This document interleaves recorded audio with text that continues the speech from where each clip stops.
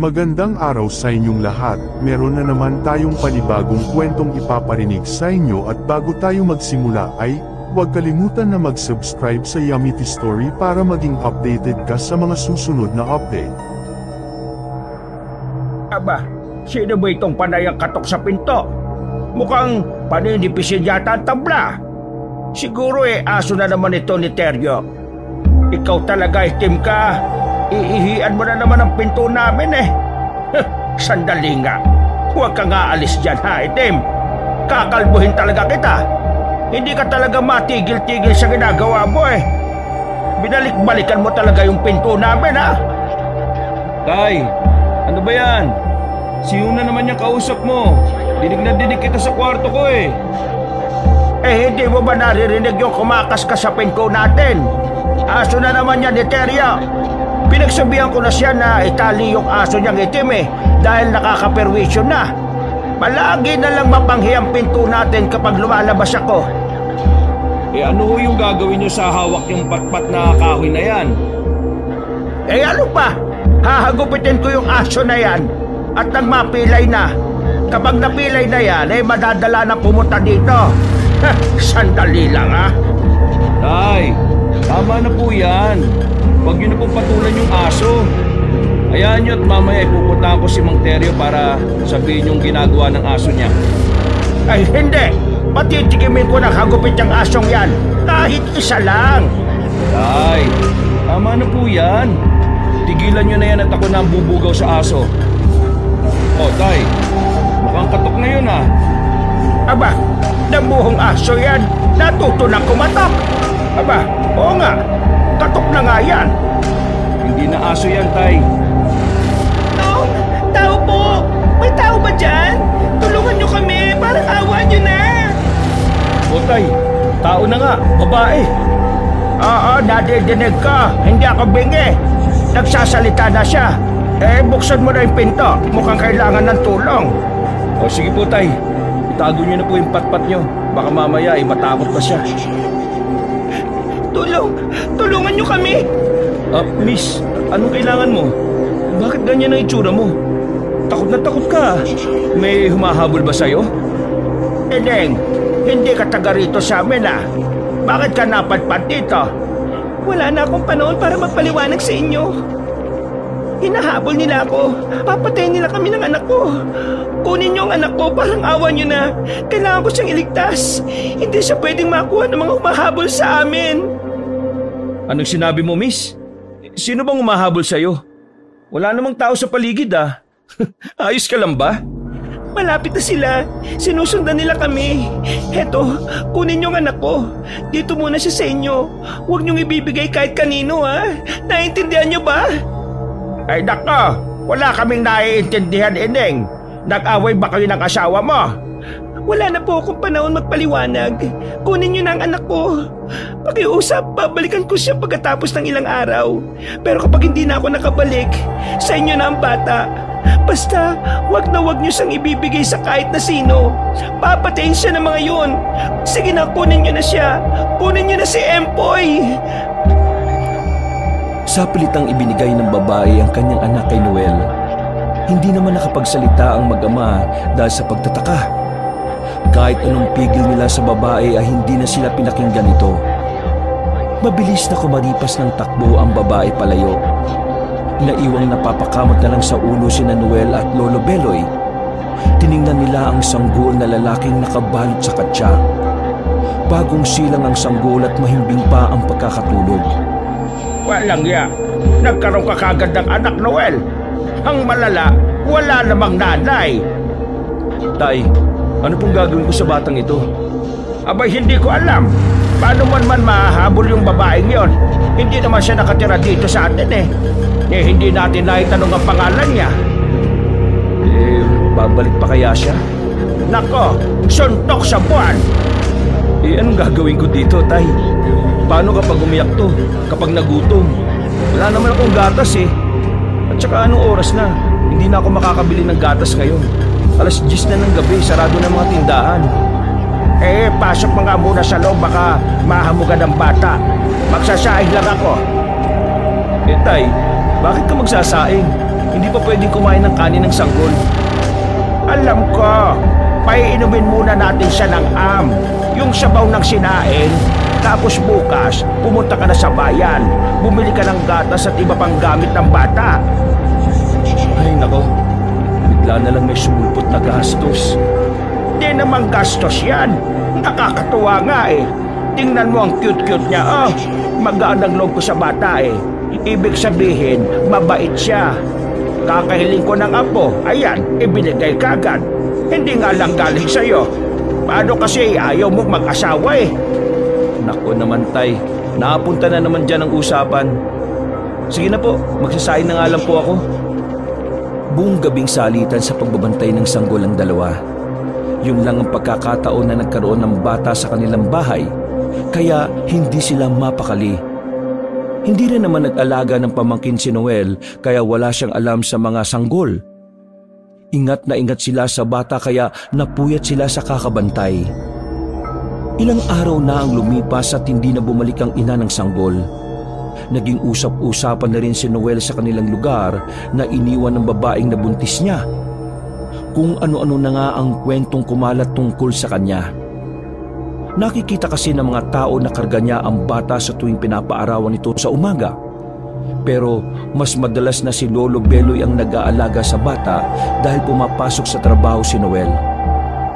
Isang hapon, habang naglalakad pa uwi ang matanda, kasama ang sanggol na si Empoy. Mula sa tindahan ng ulam, naramdaman niyang parang may mga matang nakamasid sa kanila mula sa damuhan. Palingalinga siya sa paligid habang naglalakad. Binilisan na niya ang paglalakad dahil iba na ang kanyang nararamdaman. Kung kailan siya nagmamadali, doon niya narinig ang mga ingay sa damuhan na parabang may lalabas na kung ano. May kalayuan pa ang bahay nila at walang kabahayan ng dinadaanan niya, kaya walang sasaklolo sa kanila kung sakaling may sumugod na kung anong nilalang. Lalo pa siyang kinabahan nang biglang umiyak si Empoy. Pilit niyang pinapatahan ng bata. Pero lalong nag-iiyak na parang nararamdaman din ng panganib sa paligid. Maya-maya, may isa-isa nang naglabasan mula sa damuhan. Mga naglalakihang aso na matatalim ang tingin. Para silang mga gutom na gutom at handang lumapa. Napatra si Lolo Belong nang makitang ikinakaskas ang isang aso ang unahang paa. Nagsialulungan ng mga kasama nito. Malala ito. Anong klaseng mga nilalang yan? Bakit tayo hinaharang ng mga yan? Kung hindi ako nagkakamali, mga aswang na nagsaaso yan. Napakalaki naman yan. Mas malaki pa sa kalabaw. Diyos mio, mahaba ang balahibo na parang matitigas. Mas mahaba pa yung tayong-tayong tenga nila. Mahaba rin ang kanilang dila na kapag lumaylay aabot na sa lupa. Diyos ko, aswang nga sila. Mapupular rin ang kanilang mga mata Kailan pa nagkaroon ng aswang sa lugar na ito? Empoy, may kinalaman ka ba sa kanila? Sabihin mo nga sa akin kung kilala ka nila. Iyak lang ang sinagot ng sanggol kay Lolo Beloy. Walang yan. Hindi nga pala kita maintindihan kasi hindi ka pa nagsasalita. Sandali, kailangan kitang itali ng mabuti sa katawan ko. Hindi ka dapat mahulog kapag tumakbo ka na mabilis. Makisama ka, Empoy. Apo, kumapit ka ng mabuti kay Lolo, ha? Tatakbo tayo. Tay! Si Noel yun. Buti nakauwi na siya. Noel! Dalian mo! Hinahara kami ng mga aspo! Balak yata kaming gawing hapunan! Tay! Ano ba yung mga hayop na umaharang sa inyo? Ang lalaking aso naman yan! Medyo nakakatakot Ay bumalik ka sa bahay, Noel! Kumuha ka ng baging sa tanim nating makabuhay! Dalian mo! Po? Para saan po yun? Ay basta sumunod ka na lang! Dalian mo! Sige po! Basta huwag kang gagalaw dyan! Baka mamaya sugurin ka ng mga halimaw na yan! Kumaripas ng takbo si Noel pabalik sa kanilang bahay para sundin ang utos ng ama. Dahan-dahan ang naglakad si Lolo Beloy habang iniikot ng tingin ng mga aswang. Panay ang kausap niya sa mga ito. Nakikiusap siya na padaanin na lang sila at nang wala nang masaktan. Pero maya-maya ay unti-unting nagsatao ang isang asbo. Naging isang matandang babae ito na kaitaran niya. Walang masasaktan kung ibibigay mo lang ang batang yan sa amin. Ang batang ito ang pakay ninyo? Oo. At bakit mo naman kukunin ang apo ko sa akin? Huwag na tayong maglokohan. Hindi mo apo ang batang yan. Magkaiba kayo ng dugo. Mula sa aming lahi ang sanggol at itinakas lang. Kaya naparito kami para bawiin siya. Hindi ko alam ang magiging dulot sa iyo ng sanggol na yan. Kaya habang maaga pa, ibalik mo na yan sa amin. Dahil yon ang nararapat. Ay nagkakamali ka. Ang batang ito ay aking apo.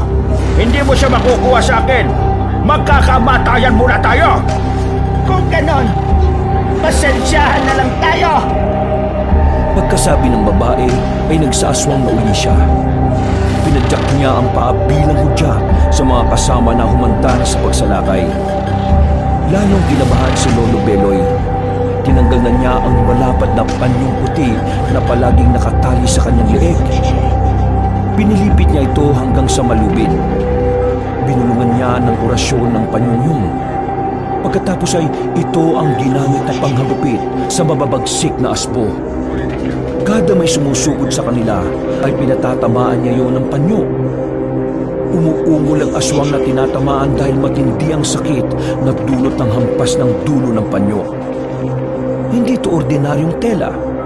Minana niya ito sa mga ninuno nila. Isang agimat ang panyo na ito. May nakasulat na dasal sa telang yon at mas napapalakas ang bisa kapag binubulungan ng orasyon bago gamitin. Parang matalim na sandata ang katumbas ng dulo ng panyo. Nakakahiwa at nagiiwan ng malalim na sugat. Nagiging latigo rin ito na matindi kung lumatay. Kada hagupit niya sa mga asbo ay lumalakad siya ng pasulong para makausad. Maya-maya ay narinig na niya ang pagsigaw ng anak niyang si Noel. Hila-hila nito ang mahabang baging na makabuhay na halaman na may kasama pang dahon. Ano ba yung dala mo? Masyado namang mahaba yan. Paano mo yung gagamitin na panlaban? Po? Sabi niyo kumuha lang ako ng baging eh. Hinata ko lang yung tanim natin sa likod bahay kasi nagmamadali na ako. Ano bang gagawin niyo dito? Gamitin mong latigo sa mga aswang yan. Ano po? Hindi mo naman sinabi agad kanini. Sana naputulan ko ito sa bahay. Hindi mo kasi ginagamit ang kokote mo. Putulin mo na yan nang makaalis na tayo dito. Tulungan mo kung itaboy sila, dali. Sige po. Dali-daling pinutol ni Noel ang baging. Hirap na hirap siya dahil matinik ito. Ipinatong na lang niya sa isang bato at saka pinukpok ng isa pang bato para maputol ang baging. Nang makuha na ni Noel ang tamang haba na kailangan niya, tinanggal niya ang tinik sa isang dulo para may mahawakan. Pagkatapos ay sinumulan na niyang hagupitin ng mga aswang na sumusugod sa kanila. Takot ang mga aswang sa halamang makabuhay dahil sa mga tinik nito. Hirap silang pagalingin ng mga sugat na dulot ng tinik. Panay iwas sa mga aspo sa tuwing iwinawasiwas ni Noel ang baging. Napapalayo rin ang mga aswang dahil ayaw nila ng amoy ng halamang yun. Tay, bilisan niyo na po! Huwag ka na makikipaglaban dyan! Tumakbo ka na! Itataboy ko lang sila at tatakbo na rin ako! Kaya kailangan makalayo muna kayo dito!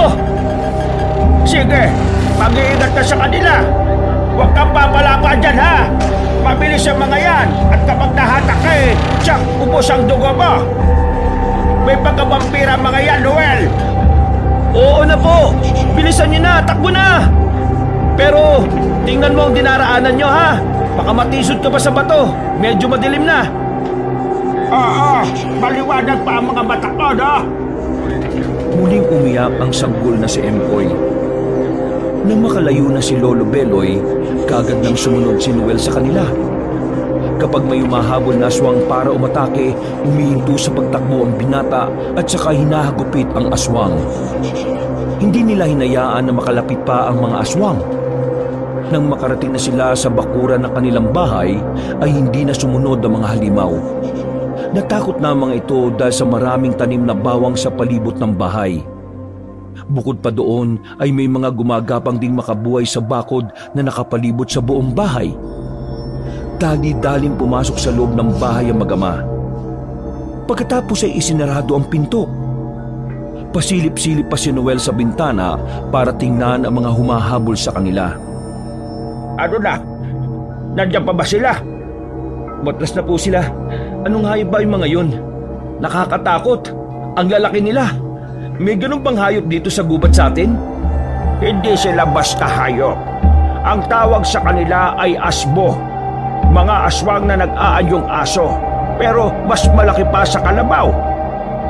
Totoo ang aswang? Nakita mo sila, Noel, hindi ba? Bakit naman kayo sinugod ng aswang? Ngayon lang ito nangyari ah. Akala ko buntis lang ang inaaswang.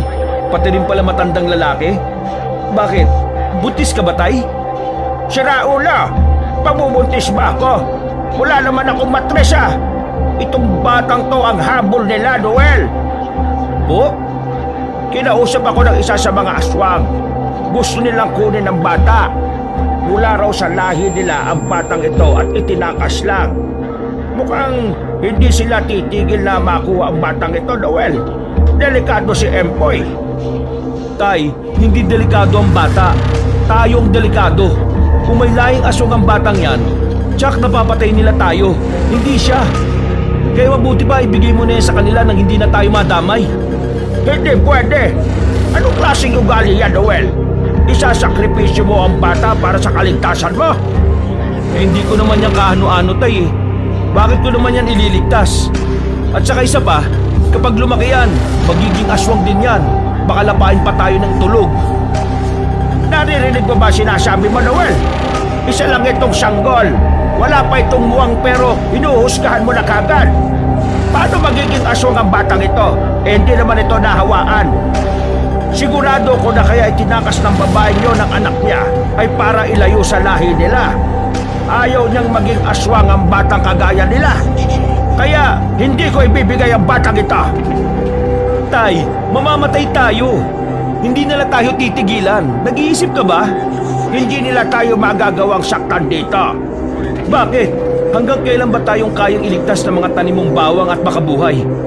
Kapag ba nalanta mga yan, hindi pa rin tayo mapapasok dito? Wala ba silang paraan para makalapit? Hindi na ba tayo lalabas ng bahay para lang maging ligtas? Tay naman, mag-isip-isip ka naman. Ay bakit? Kapag ba ibinalik natin ang batang ito sa kanila hindi ba nila tayo lalapain? Ba'y mag-isip ka nga rin? Ano bang meron sa batang yan at hindi mo na mapakawalan? Nakakaramdam ako na kakaiba sa batang ito. Hindi lang siya ordinaryong bata. May nakikita akong liwanag sa kanya. Hindi ko maipaliwanag. Basta, kakaiba. Hindi siya pangkaraniwan. Kailan ka pa naging manghuhula, tay? Ay, naku naman Isang malaking problema to eh. Sana, bumalik na lang yung nanay niya. Bawi na sana niya yung batang yan. Dinamay-damay pa tayo sa problema niya. Hindi na siya bumalik. Ilang araw na ang lumipas. Ibig sabihin, patay na siya. Ay, naku naman talaga Natahimik ang mag-ama nang umiyak uli ang bata. Ipinagtimpla na ni Lolo Beloy si Empoy ng gatas at saka pinatulog. Panay pa ang tingin niya sa anak na hindi pa rin mapakali sa kakaisip. Hindi tuloy niya matiis na hindi kausapin ito. Anak, huwag ka mag-alala. Walang madilim na landas ang nakikita ko sa batang ito. Hindi siya malas. May dalang swerte ang batang ito sa atin. Sige na, kumain ka na ng hapunan at saka matulog ka na. May pasok ka pa bukas. Tay, hindi ako mapapakali sa trabaho. Nilusog na kayo ng mga aswang eh. Hindi na kayo titigilan ng mga yun. Alam ko. Pero huwag mo nang alalahanin yon. Ang tatay mo ay may agiman. Hindi ako mapapano. Sige na, kumain ka na't matulog. Ay, naku naman, tay. Bilib na bilib ka talaga sa agimat mong panyo na pamana ko ng lolo mo no? Totoo naman yun eh. Hindi ka pa rin ba naniniwala kahit ilang beses mo nang nasaksihan? Sige na lang po, Tay. Ikain niyo na lang po yan. Kapag natulog na po ang batang yan, kumain ka na rin at matulog. Oo na. Ako na ang bahala sa sarili ko. Sige na, mauna ka na. Habang lumalaki si Empoy, lalong nagigiliw sa kanya si Lolo Beloy. Bungis-ngis ang bata at hindi iyakin. Madaling makagaanan ng loob kaya pati si Noel ay tuluyan ang nahulog sa batang lumalaki na makulit. Hanggang sa pagpasok sa eskwela ay salitan na mag-ama sa paghahatid sundo sa bata. 13 taong gulang na si Empoy at dahil matagal ng panahon na hindi sila inaatake ng mga aswang, napanatag na ang loob na mag-ama. Hanggang isang araw, nag-aya si Lolo Beloy na pumunta sa gubat. Halina kayong dalawa. Hindi ba kayo sasama sa gubat? Bakit ka ba pupunta sa gubat, Tay? Di ka na lang mamirmi dito sa bahay. Ang lakas-lakas ng ulan, oh. Mas masarap dito sa loob. Mag-movie marathon na lang tayo. Ang dami kong nirentahang DVD. Di ba, Empoy? Anak, mas masarap manood ng TV ngayon. Dami mong favorite dito, oh. May mga cartoons pa. Ayaw ko po niyan, Tay. Mas gusto ko po ng suntukan. Ganito, oh. Chug, chug, chug, chug, chug. Yan, ganun. Aray ko naman, anak. Bakit naman tinarget mo yung tiyan ko? Sa dami naman ng susuntukin mo, tiyan ko pa. Talaga bang hindi kayo sasama, hay? Ang sarap pa namang manguha ng kabuti ngayon. Ilang araw nang nag-uulan at kumukulog sa kakidlat.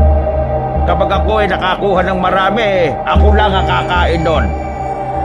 Mushroom? Wow, favorite ko yun, Tay. Tara po, sumama na po tayo, Tay, kay Lolo. Gusto ko manguha ng mushroom eh. Gusto ko ng maraming mushroom. Ang tagal ko nang hindi nakakakain nun eh. Sige na, Tay. Mamaya na po tayo manood ng movie. Gusto ko ng mushroom. Mushroom! Mushroom! Huwag po nang pilitin ang tatay mo, Empoy. Tayo na lang ang umalis. Halika na, Apo. Magsuot ka ng kapote at bota, ha? Halika na, lumapit ka sa akin. Ay, nako. Nagkasundo na naman ang maglolo. Nakuha na namang utuin ng apo niya. Tara na po, Tay. Tara na po kasi. Oo na, oo na. Eto na't maggagayak na rin ako. Yeah! Dali mo yung malaking tikis, Tay. Yung nilalagay sa likod po. Oh, napakalaki naman nun, Empoy. Balak mo bang punuin ng mushroom ang tiklis ng mangga? Aba, magkaka-LBM ka niyan. Gusto ka yata magpururot ng batang ito eh. Di bale, dalhin mo na nga rin, Noel. At baka makakita tayo ng mga pako. Mainam na marami na tayong makuhang pang-ulam. Para kung magtuloy-tuloy ang ulan hindi na tayo mahirapan. Hindi tayo palabas-labas para magdalehensya. Oo, sige na, Tay. Palagi naman kayong panalong maglolo eh. Kagad din silang umalis para hindi abuti ng gabi sa gubat. Ilang minuto na silang naghahanap ng mga kabuti at pako. Tuwang-tuwa si Empoy na makakita sila ng isang lugar na may kumpol ng mga kabuti. Napakasaya niya habang nag-aani. Habang nangunguha sila ng mga mushroom, biglang napahinto si Lolo Beloy. Nilibot niya ng tingin ang kabuuan ng lugar. Nakaramdam siya ng kakaiba sa paligid. Tama na yan. Kailangan na nating umuwi. Lo, may nakita pa ako doon. Kunin pa po natin bago tayo umuwi. Hindi na. Kailangan na nating umuwi. Ngayon na. Bilisan mo na, Noel. Isukbit mo na sa likod mo ang kaing. Umuwi na tayo. May problema ba, Tay? Hindi na maganda ang kutob ko.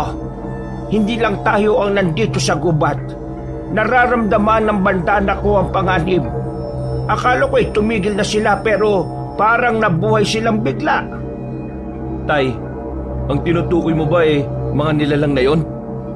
Oo, kaya magmadali ka. Empoy, bilisan mo na, anak. Umuwi na tayo. Ano pong meron? Bakit uwi na tayo kagad? Di na ba natin kukunin yung ibang mushroom? Babalikan na lang natin sa susunod, anak. Lumalakas na kasi ang ulan eh. Pati na ang kulog at kidlat. Mukhang masama ang panahon. Kaya kailangan na nating umuwi. Marami na naman tayo nakuha kaya may pang-ulam na tayo. Halika na anak. Kumapit ka ng mabuti sa kamay ko ha. Huwag kang bibitaw. Kaya ko naman paglakad, Tay. Kailangan na natin magmadali. Baka mamaya maiwan ka. Kaya dapat nasa tabi lang kita. Mabilis silang naglakad pa uwi. Habang naglalakad ay panay ang tingin nila sa paligid. Dahil sa kakaibang ikinikilos na mag-ama ay kinakabahan na rin si Empoy. Tahimik lang siya habang sinasabayan ng paglalakad ng ama. Nang papatingin si Lolo Beloy sa unahan, nakita niya ang isang matandang babaeng nakatayo roon na parang inaabangan sila. Kagad niyang pinigil ang paglalakad ng dalawa. Huwag na tayong dumaan dyan. Dito na tayo sa kabilang daan. Bakit po, Lo? Di po ba malayo ang daan na yan? Di ba nga ang lusot niyan kila Lolo Teryo? Bakit po tayo dyan dadaan? Madami pong aso dun Mas madaling itaboy ang mga nagkalat nilang aso kaysa sa mga asong nandito sa gubat. Mas delikado. Meron pong aso dito sa gubat? Huwag ka nang matanong, Empoy. Basta lumakad ka lang. Sumunod ka lang sa lolo mo. Ilang hakbang pa lang ang nagagawa nila nang makita uli si Lolo Beloy ng lalaking humarang sa daraanan nila. Inilibot uli niya ang kanyang paningin para maghanap ng ibang daraanan. Pero kada tingnan niya ay may mga taong humaharang. Hanggang sa napalibutan na sila. Hindi na sila makaalis sa lugar na yon.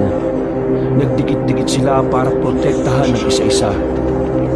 Noel, tingnan mong mabuti ang bata. Huwag mong aalisin ang mga mata mo sa kanya. Opo, Tay. No, Tay, may mga tao pong papalapit sa atin. Sino po sila? Mukhang mga seryoso po ang mukha nila Sila ba yung may-ari ng mushroom na kinuha natin? Diba sabi nyo, wala namang may-ari ng mushroom dito sa gubat? Bakit parang galit po sila sa atin? May ginawa ba tayong mali? Basta anak, alerto ka lang ha. Huwag kang lalayo sa akin. Malaki na siya. Nasa hustong edad na siya. Hinayaan na namin kayong makasama ang bata ng 13 taon. Ngayon naman, panahon na para bawiin siya. Ano kayo? Sinuswerte? Hindi niyo pwedeng kunin ang anak ko? Hindi mo siya anak. Wala kang anak. Hindi ka man lang nakapag-asawa, hindi ba? Huwag niyong subukan lumapit. Kagaya ng dati, hindi niyo makukuha ang apo ko. Inangkin niyo na talaga ng husto ang batang yan. Kahit hindi naman ninyo kadugo. Sa pilitan namin siya kukunin ngayon. Kahit ikamatay niyo pa. Hala, mga kasama, kunin ang bata! Noel, itakas mo na si Empoy. Hindi siya dapat makuha ng mga aswang na yan. Sabay-sabay tayong alis dito, Tay. Sabay-sabay tayong uuwi. Hindi ka namin iiwan. Sino ba sila? Bakit sila nakakatakot? Umalis na po tayo. Huwag na tayo makipag-away. Isoli na lang natin yung mushroom sa kanila. Kahit na hindi ako makatikim nun. Empoy, mahilig ka pala sa kabuti. Alam mo bang mas maraming kabuti sa amin? Magsasawa ka doon. Sumama ka na sa akin na po. Ako ang lola mo. Nasa bahay ang nanay mo. Hinihintay ka na niya doon. Hindi. Sinungaling ka po. Patay ng nanay ko. Hindi naman kita kilala Sinungaling ka talaga. Hindi ko iiwan ang tatay at lolo ko. Hindi kita kilala. Sinungaling. Kapag nakuha kita, makikilala mo rin ang lahi mo. Sige, sugurin sila!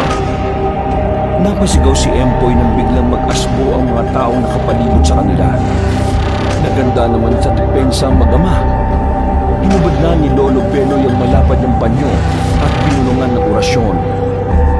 Noel, sa basket kong dala, may buntot pagi ako inilagay. Kunin mo! Mabutit lagi kang handa, Tay. Palagi kong dala mga panlaban ko sa aswang kahit saan ako magpunta. Kasi alam kong hindi naman sila mauubos. Nang makuha na ni Noel ang buntot pagi, kagad silang naganda sa pagsalaki ng aswang. Kabilaan ang pakikipaglaban nilang mag-ama. Pinagitnaan nila si Empoy para hindi makapuslit ang mga aswang. Pero ramdam nila na mas malakas na ang mga kalaban kesa sa dati. Desidido ang mga ito na kunin si Empoy. Mas agresibo na sila. Pilit na inahablot ng mga aswang ang bata gamit ang matulis ng nguso. Panay naman ang sigaw ni Empoy dahil sa takot. Napaupo na siya at isinubsob ang muka sa kanyang mga tuhod. Napansin ng bata ang bato na malapit sa kanya. Kaagad niya itong dinampot at saka buong lakas na ibinato sa aswang. Napaigik ang isang aswang ng tamaan niya. Lalong naggalit ang aswang at mas marahas na sinugod ang bata. Sira ulo ka pala. Papatol ka sa bata. Akong harapin mo. Halimaw! Itong sayo. Salubungin mo ang buntot bagi. Dito, Noel. Hali kayo. Bilisan nyo. Takbo! Nandiyan na, tay. Mauna ka na. Kasunod mo lang kami ni Empoy. Anak, sumunod ka sa lolo mo. Bilis! Lolo! Dali, apo. Bilisan mo ang pagtakbo. Habang tumatakbo sila ay panay ang hato ni Noel sa mga aswang na sumusunod gamit ang buntot pagi. Sinuong nila ang madamong daan. Kinuha na ni Lolo Beloy ang kanyang itak na sa kalubang nakasukbit sa kanyang bewang at saka tinaba sa mga damo para may madaanan sila. Lolo, bakit po tayo dito dumaan? Di ba wala naman ditong daan? Ang dami pa pong damo na matitinig eh. Saka baka may ahas dito. Nakakatakot po. Sumunod ka lang, Empoy. Huwag kang masyadong maingay. Tiisin mo lang, apo. Ito ang daan na hindi tayo masusundan ng mga aswang. Aswang? Ayoko sa aswang. Nakakatakot sila. Mga limaw. Papatayin nila tayo. Oo, talagang papatay nila tayo kapag hindi mo pinilisan ng paglalakad. Hindi pa rin sila tumitigil. Nakasunod pa rin sila. Malapit na tayo. Hihinto na rin ang mga yan.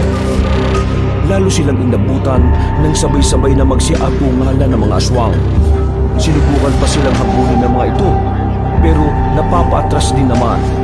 Galit na galit ang mga asbo, pero nang magawa ng mga ito na bagtasin ang parte ng gubat na maraming halamang makabuhay, ay hindi na nila ito masundan. Kabisado ni Lolo Beloy ang daan na yun dahil doon siya kumukuha ng mga pananim. Sinadya pa niyang linisin ang parting yun ng gubat kung nakikita niyang madamo yun para lalong lumago ang mga halaman. Alam niyang darating ang araw na muling sasalakay ang mga aswang, kaya naganda siya ng daan na hindi sila masusundan ng mga ito. Tiniis nilang daanan ng mga halaman kahit magkasugat-sugat sila dahil sa tinik ng mga ito. Ilang minuto ang binuno nila bago narating ang kanilang bahay. Bago pa man sila makalapit sa bakuran ay napahinto na sila dahil nakaharang sa kanilang daraanan ang mga aswang. Nasaan yung tao na ang mga ito? Beloy, hindi ka na dapat pang magmatigas. Huwag mo nang ipagdamot sa amin ang bata. Kami ang kadugo niya. Pinahihirapan niyo lang ang sarili niyo sa kakatakas sa batang yan. Hindi ka ba nakakaintindi? Hindi nga siya ang apo mong hinahanap niyo. Huwag ka na magkaila, Beloy. Matatanda na tayo para maglokohan pa. Naamoy ko ang dugong dumadaloy sa kanya. Huwag niyo nang gawing mitya ang buhay niyo para lang sa batang yan. Hindi naman siya kawalan sa inyo kung babawiin namin. Sapat na ang ibinigay naming palugit para makasama niyo siya. Kung gusto niyo pang mabuhay, kailangan niyong ibalik sa amin ang batang yan. Ayoko po sa inyo. Mga bad kayo, masasama kayo, mga alimaw. Pwes, magkamatayan na tayo ngayon. Hindi niyo makukuha ang bata. Hindi siya magiging aswang na kagaya ninyo. Talagang ginagalit mo ako. Ubus na ang pagpapasensya ko, Beloy. Ngayon, hindi na kita bubuhayin. Sige, lapain sila. At huwag kayong magtitira ng laman sa mga buto nila. Sugod! Anak, makinig ka sa akin. Kapag nakakuha ka ng pagkakataon, tumakbo ka sa bahay. Naintindihan mo? Ayoko po. Natatakot po ko. Wag! Lakasan mo loob mo, anak. Ikaw ang pag-asa namin ng lolo mo. Umuwi ka sa bahay. Kunin mo ang lalagyan namin ng asin. Sabuyan mo ang mga halimaw habang nilalabanan namin. Naintindihan mo ba? Lalaki ka, anak. Ano bang sabi ko sa'yo? Kapag lalaki ay ano? Matapang. Tama. Kailangan mo maging matapang. lalabanan namin ang mga halimaw para makauwi ka sa bahay, okay?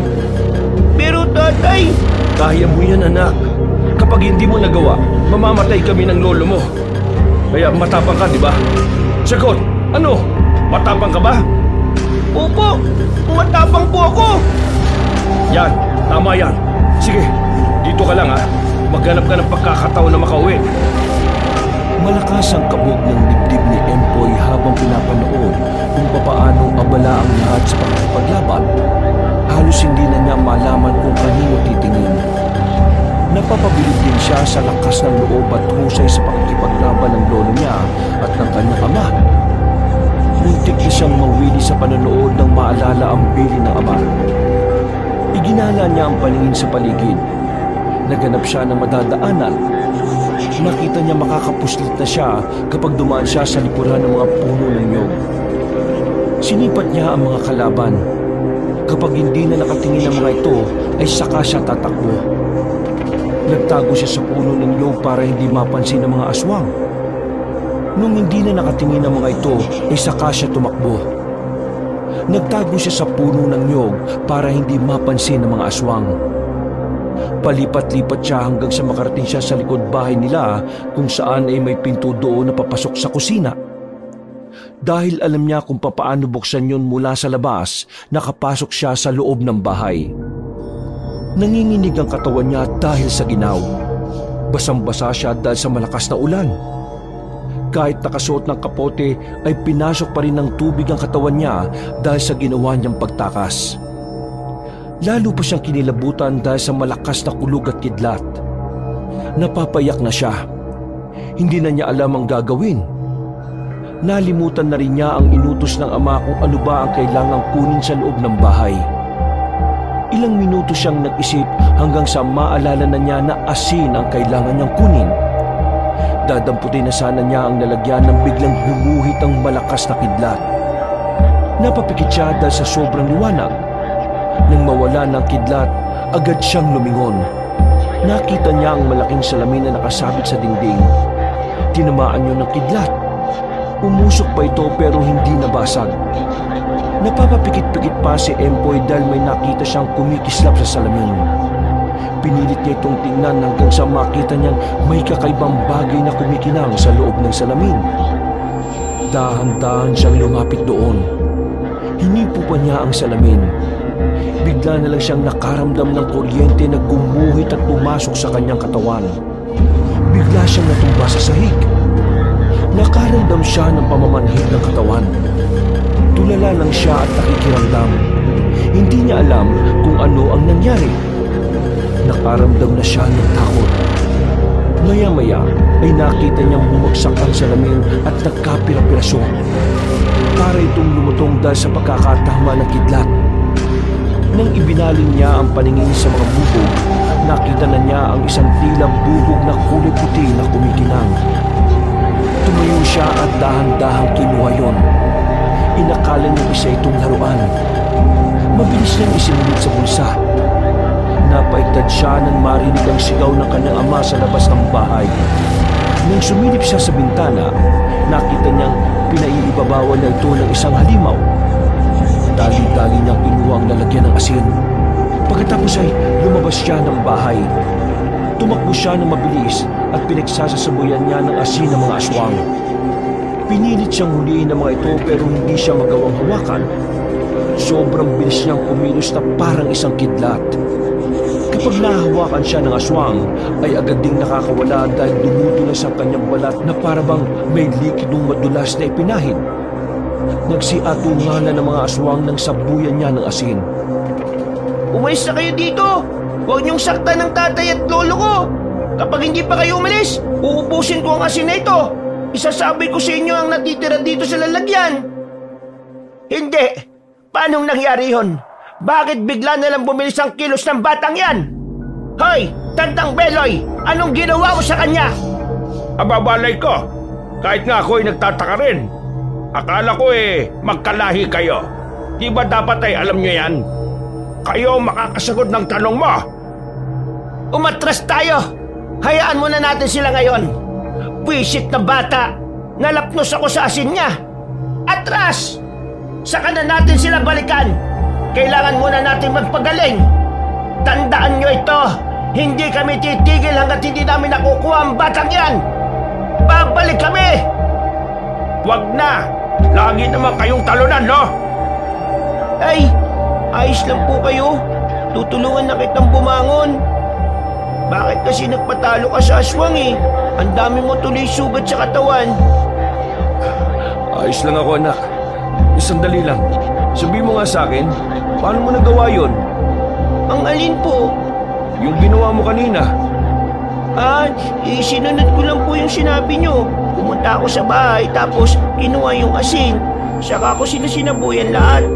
Ang galing po pala, no? Nasasaktan sila sa asin? Bakit po? Hindi yun, anak. Bakit biglang bumilis ang kilos mo? Parang hangin sa bilis ng takbo mo kanina. Paano mo nagawa yun? Hindi naman po tay eh. Tumakbo lang ako kanina kasi nakita kitang kinagat ng alimaw.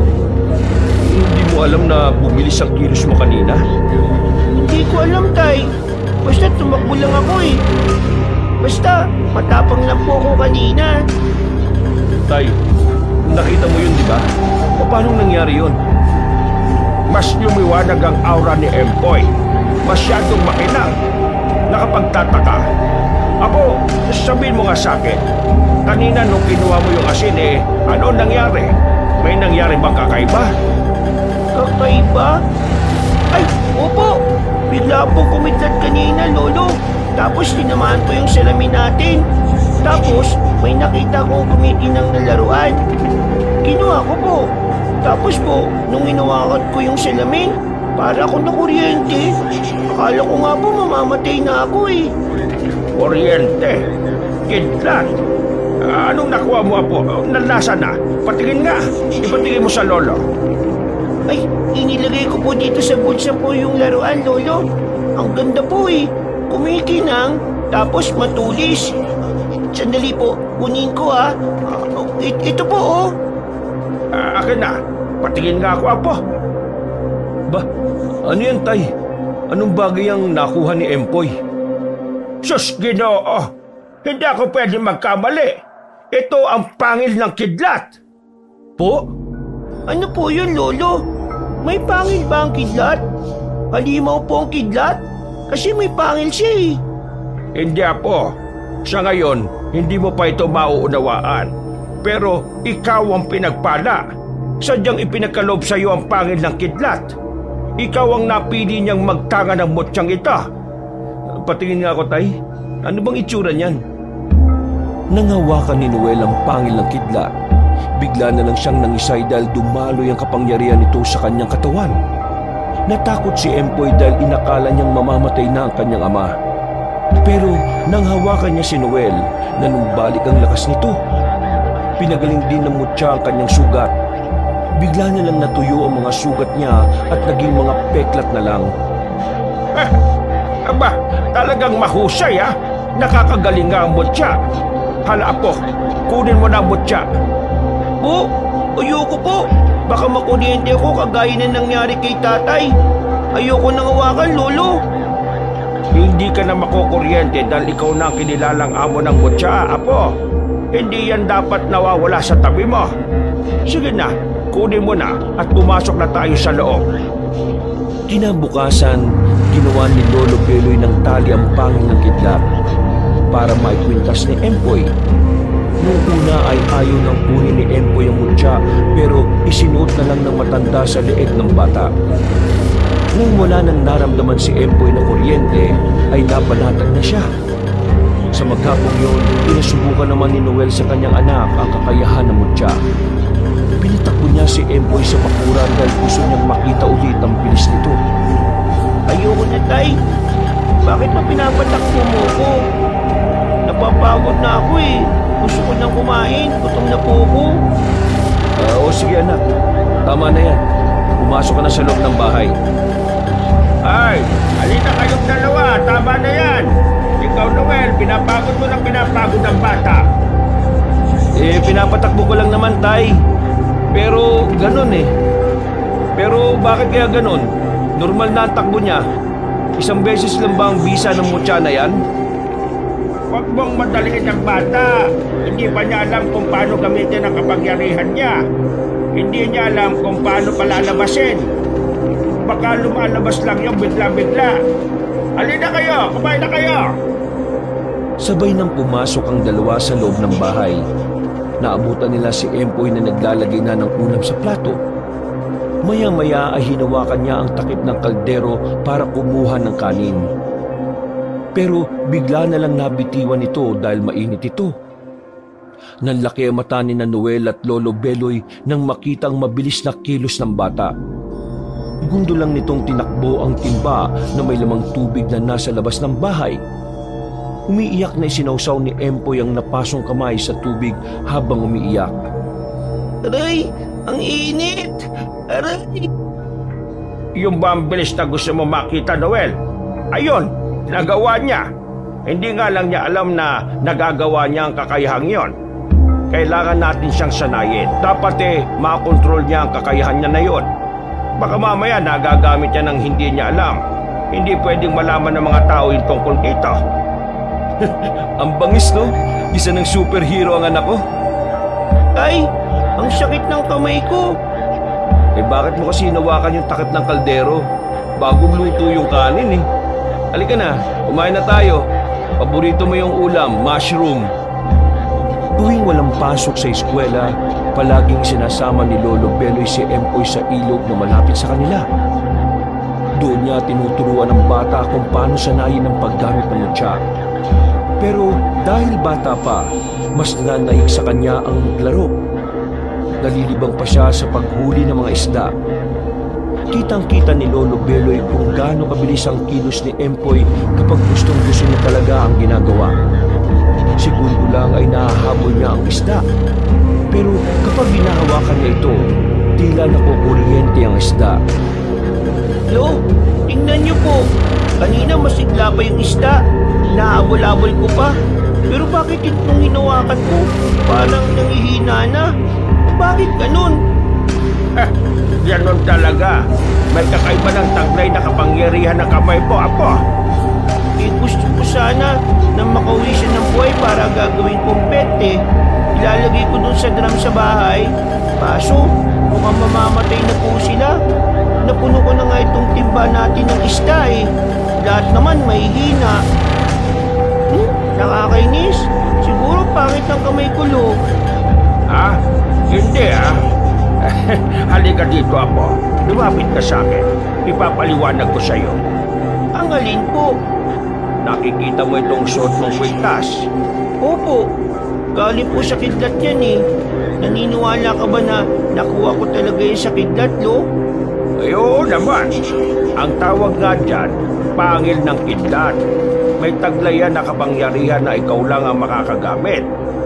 Oh? Kapangyarihan? Ano po yun? Oo, kapangyarihan. Parang superpower. Wow! Ang galing naman po! Di superhero na ako, Lo. Pwede na ako lumipad? Hindi ganon. Iba ang kapangyarihan ng pangil ng kidlat. Pero hindi mo pwedeng ipagsabi sa iba yan, ha? Kasi kapag ginawa mo yon, mawawalan yan ng bisa. Naintindihan mo ba? Dapat ang makakaalam lang yan, ikaw, ako, at ang Tatay Noel mo. Ano po ang power ng kwintas ko, Lo? Bilis at liksi kumilos. Masyado kang mabilis tumakbo. Sa sobrang bilis hindi ka mahahabol o mahahawakan ng kahit na sino. Kaya hindi mo dapat gawin yon kapag nasa harapan ka ng ibang tao. Magtataka sila, matatakot. Kaya ilihim mo lang yon at gagamitin mo lang kung kailangan. Kagaya ng tatakbo po ako kapag inaabol ako ng mga halimaw na aswang sa gubat. Oo, yon. Ganun nga. Tama yon. Pero Lo, hindi naman po ako mabilis tumakbo hindi mo kasi napapansin. Ibang tao makakakita nun. Paglaki mo, saka mo malalaman ang kakayahan mo. Sa ngayon hindi mo pa nakikita kasi puro kalaro. mabilis po akong tumakbo, mabilis ako makakapunta sa malayong lugar. Hindi na ako sasakay ng jeep at tricycle. Nakakatipid na po ako sa pamasahe, Lo. Pero nga, hindi mo pwedeng gawin palagi dahil makikita ng ibang tao yon. Ay naku, bakit kasi hindi pwedeng ipakita eh? Baka siguro maiinggit sila, no? Tapos kakantsawan ako ng mga kalaro ko. Oo nga, Lo. Huwag na nga lang nilang malaman. Dapat di nga nila makita. Ay, sige na. Tama na muna ang pag-iensayo mo ngayon. Umuwi na tayo at nakita mo ang mga isang inuli mo. Mabibilasan na yan. Kailangan na nating iluto. Ayos din. Hindi na tayo mahihirapang manghuli ng isda. Kayang-kaya mong gawin ng segundo lang eh. Pero hindi po tayo manghuli ng isda araw-araw, Lo. Eh bakit naman? Nakakasawa po eh. Ayaw ko na araw-araw isda ang ulam. Mas gusto ko pa rin ng mushroom. Kailan po ba ulit tayo pupunta sa gubat? Akala ko ba ayaw mo nang pumunta doon dahil natatakot ka na? Pwede na po, Lo. Kasi, di ba mabilis na akong tumakbo. Hindi na ako maaabol ng mga aspo. Mas mabilis na ako sa kanila ngayon eh. Di ba, Lo? Siguro nga. Pero, hindi ka dapat makampante ha. Hindi pa natin alam kung ano ang tunay na kakayahan ng mga aswang na yon. Eh ano bang klaseng halimaw sila, Lo? Kumakain po ba sila ng tao? Eh minsan, pero mas gusto nila ang sumipsip ng dugo na parang vampira. Ala! Siguro po mga alaga nila yung lamok sa bahay. Inuutusan nila na sipsipin ang dugo ko. Kasi palagi akong kinakagat ng lamok kapag gabi. Nakakainis nga eh. Masyadong madaldal at matanong si Empoy at minsan ay nayayamot na rin ang matanda dahil hindi na niya alam kung paano sasagutin ang mga tanong ng bata.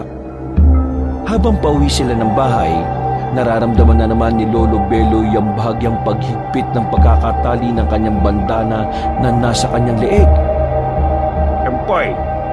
Oh? Alerto ka ha? Bakit, Lo? Nararamdaman kong may mga asmo sa paligid. Nandyan na naman sila. Talagang hindi sila titigil hanggat hindi ka nakukuha. Hala, bakit ba kasi nila ako gustong kunin? Ayoko sumama sa kanila, Lo. Ang papangit nila kaya. Saka ang babaho pa. Tapos, ang sasama pa ng ugali. Nagsasalita pa si Empoy nang biglang may humablot sa kanya mula sa damuhan. Mabilis nitong tinakpan ng kanyang bibig para hindi siya makasigaw. Nagpumiglas siya at pilit na umuungol para marinig ng kanyang lolo pero tuloy-tuloy lang sa paglalakad ng matanda. Hindi nito napansin ang pag-ablot ng aswang sa apo. Dahil sa inis at takot ni Empoy, kinigat niya ang kamay ng aswang na nakatakip sa kanyang bibig. Nang makawala siya ay mabilis niyang sinipa ang asbo at saka tumakbo sa kanyang lolo. Napahawak siya sa braso ng matanda. Lolo! Ayun na yung mga pangit, oh! Nagtago sila sa damuhan! Ah? Nasaan? Aba, oo gano. Sabi ko na nandito na sila eh. Talagang hindi kayo titigil sa paghamol sa amin, ha? Hindi pa rin ba kayo nadadala? Gusto yata ninyong malagasan ng mga kakampi bago kayo magsitigil, eh, na? Ibigay mo na ang bata sa akin. Hindi siya dapat nasa poder ninyo. Ha? Sino ka? Ngayon na kita nakita. Ako si Lido. Ako ang ama ni Empoy. Hindi totoo yan! Hindi kita kilala! Si Tatay Noel ang tatay ko! Pangit ka eh! Salbahe ka pa! Kahit ano pa ang sabihin mo, ako pa rin ang tunay mong ama. Kaya dapat ay nasa poder kita. Itinakas ka lang ng taksil mong ina. Hindi ka dapat nasa poder ng mga tao. Isa kang aswang, Empoy. Isa kang asbo. Hindi! Ayoko nga! Hindi ako kagaya mo, no? Hindi ako limaw! Hindi ako masamang tao! Sa galit ni Empoy, bigla niyang sinugod ang mga lalaki. Nabigla mga ito nang makita nila ang mabilis na kilos ng bata. Nanlaki ang mata ni Lito, ang lalaking nagpakilalang ama ni Empoy. Napanganga rin siya dahil sa kakayahan ng bata. Tumumba ang mga kasama niya at nangisay pa ang mga ito na parabang nakuryente matapos suntukin ni Empoy. Maya-maya ay si Lito naman ang pinagsusuntok at pinagsisipa ng bata. Sa bilis ng kilos nito ay hindi siya nakailag. Sinalulahat ni Lito ang galit ng kanyang anak. Ramdam na ramdam niya ang tila kuryenteng dumaloy sa kanyang katawan mula sa enerhiya ni Empoy. Napalood siya at nang tumigil si Empoy sa pananakit sa kanya ay napasukan na lang siya ng dugo. Sinundan niya ng tingin ng bata. Segundo lang ang ginugol nito sa pagtakbo at naroon na uli ang bata sa tabi ni Lolo Beloy. Magsasalita pa sana si Lito pero natigilan na nang mapansin niyang nahuhulog ang ilang hibla ng kanyang buhok. Nang hawakan niya ang kanyang ulo, doon niya nalaman na nalalagas pala ang mga buhok niya. Dahan-dahan niyang hinawakan ng buhok at palaging may sumasama sa kanyang kamay. Hanggang sa tuluyan nang naubos ang buhok niya sa ulo. Nang magtayuan din ang mga kasama niya, nakita niyang kalbo na rin ang mga ito. Napangisi siya sa tuwa. Tama nga si Apo. Malakas ang kapangyarihan mong bata ka. Mukhang ipinagkaloob na sa iyo ang pangil na kidlat kagaya ng pangitain niya. Makinig ka, bata. Hindi porket ang pangil na kidlat ay nasa sayo na, hindi ka na namin magagalaw. Halika! Lalong umikli ang buhay mo. At ang tanging magpapahaba lang yan ay ang pagbalik mo sa angka natin. Hindi mo dapat kinuwang mutya na yan. Lalo kang pag-iinitan ng mga lahing asmo. Kung sinasabi mo dyan, tatawa-tawa ka pa. Tinatakot mo ang bata eh. Hindi ko siya tinatakot. Nagsasabi ako ng totoo. Bago pa siya isilang, nagkaroon na ng pangitain si Apo sa kanya. Dalawa lang ang paglalagyan niya. Ang maging biyaya sa lahi namin o maging sumpa. Biyaya siya kapag nabuhay siyang normal na bata at hanggang paglaki ay normal pa rin. Pero isa siyang sumpa sa amin sa oras na makuha niya ang pangil ng kidlat. Hindi lang sa aming lahi, pati na rin sa lahi niyong mga tao. Siya ang nilipol sa lahat. Darating ang araw na magpapasya ka rin na patayin siya dahil yon ang kailangang gawin. Hindi totoo yan! Lolo, hindi yun totoo! Tumigil ka, Lita!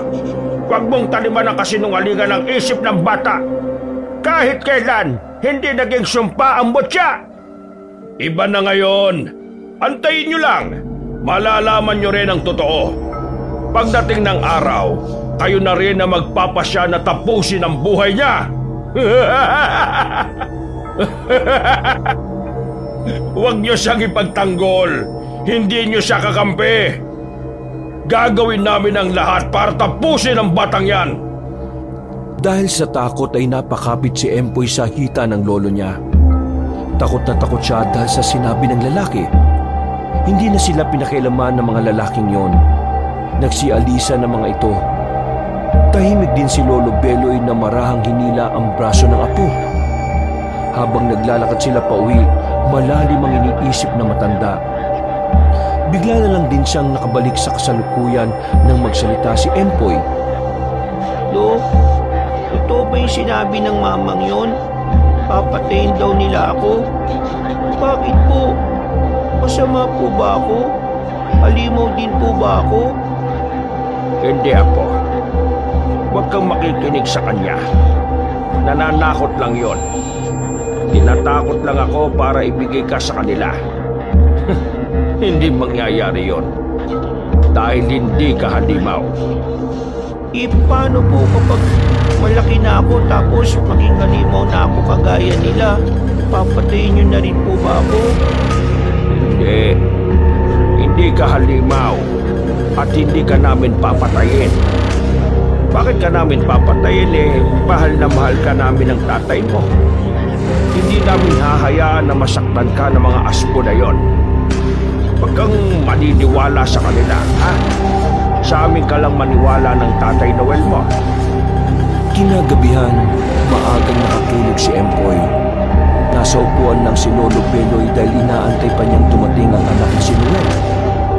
Habang nakaupo ay tinitingnan niya ang apo na mahimbing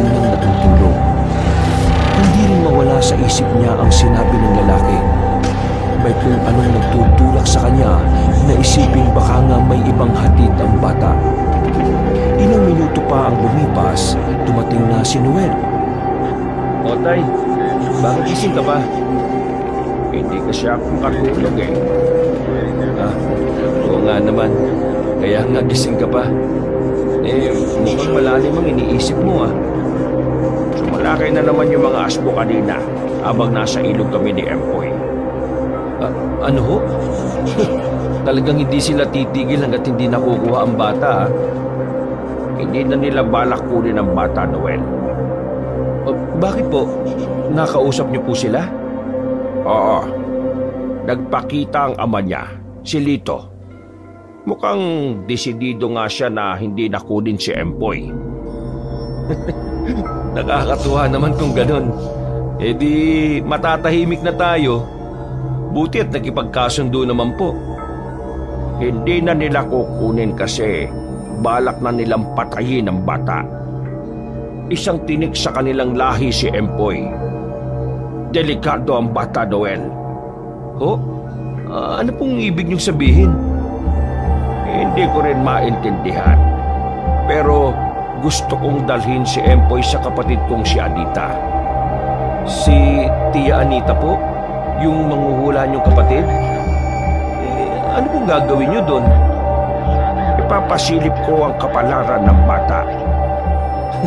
Ay, naniniwala kayo doon? Isipin mo, hindi ordinaryong bata si Empoy, Noel.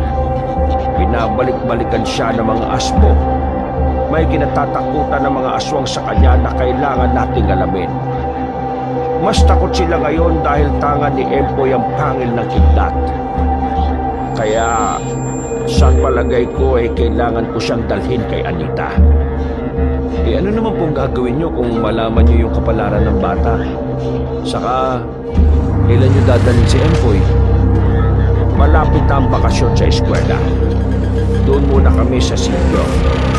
Sakto ang lugar na yon para lalo ko siyang turuan at sanayin sa kakayahan niya.